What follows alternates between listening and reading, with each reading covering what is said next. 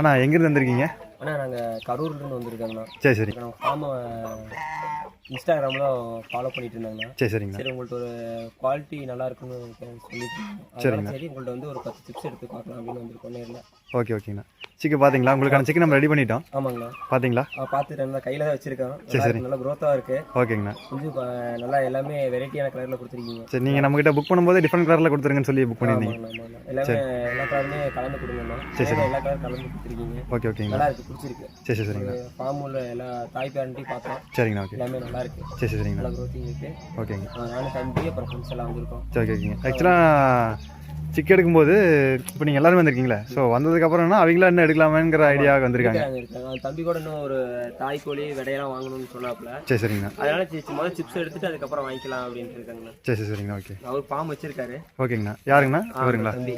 Okay okay. Form இப்போ ready பண்ணிட்டு இருக்காரு. சரிங்கண்ணா. சரி. அவருக்கு தான் இப்போ 10 சிப்ஸ் எடுத்து வந்திருக்காங்க. அப்படிங்களா? சரி சரி சரிங்கண்ணா. அதனால உங்கள்கிட்ட இருந்து ஆரம்பிச்சு நாங்கள் படிப்படியாக டெவலப்மெண்ட் ஆகலாம். ஓகே ஓகே ஓகேங்கண்ணா.